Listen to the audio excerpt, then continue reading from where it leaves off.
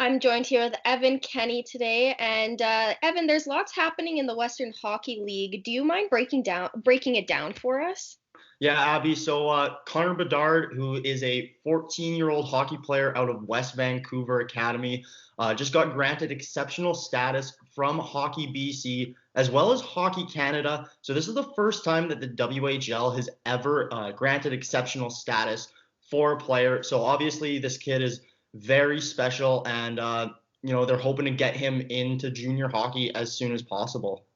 Now, you mentioned that it's not very often that this happens. So, what makes him stand out apart from the other hockey players, and why is he being granted this exceptional status? Yeah, it definitely does not happen often. This is only the first time ever in the WHL, and the Canadian Hockey League in general has only seen it a handful of other times. This including John Tavares was the first back in 2005, and then Aaron Ekblad, Connor McDavid, just to name a few, all first overall picks to the NHL after completing their junior hockey. So these are all really special players that they're hoping Connor Bedard can join that elite group. In his midget season last year, he played as a 14-year-old in midget, scoring 43 goals. So he led the CSSHL in points, which is the school prep league, very very high caliber hockey. So this player, he's out of his age category when it comes to his skill level versus others. To add, he's the first WHL player to get exceptional status. Last year, Matthew Savoy of the Winnipeg Ice tried to get this, but was shut down by Hockey Canada. So it sort of just proves that Bedard is taking that extra step even further within hockey. And now you mentioned that he's only 14 years old. So, kind of what's next for him, or what is he going to be doing from now on? Well, it's tough to really say. There's different players who have gotten exceptional status and haven't necessarily gone first overall in their draft.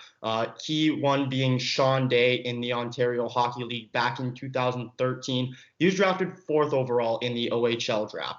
So this doesn't necessarily mean that Bedard is going to go first overall on April 22nd. The Regina Pats have the first overall pick for this draft.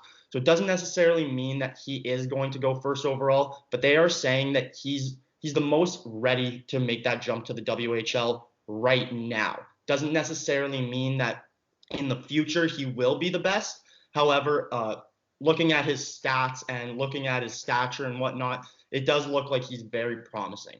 Other prospects, including Shane Wright this season, have done very well in their rookie season. Shane Wright got 66 points in a season that was cut short, obviously, due to the coronavirus. Shane Wright, as well as Connor McDavid, also had 66 points in his rookie year. So these are all players, he's looking to emulate, and they're hoping that Connor Bedard can follow the same path. And how do you think he will play in the next WHL season? Like I said, it's tough to say. He might not be the first overall pick, but they think he's ready to make that jump. So, I think I trust Hockey Canada's judgment and BC Hockey's judgment to send this player higher up.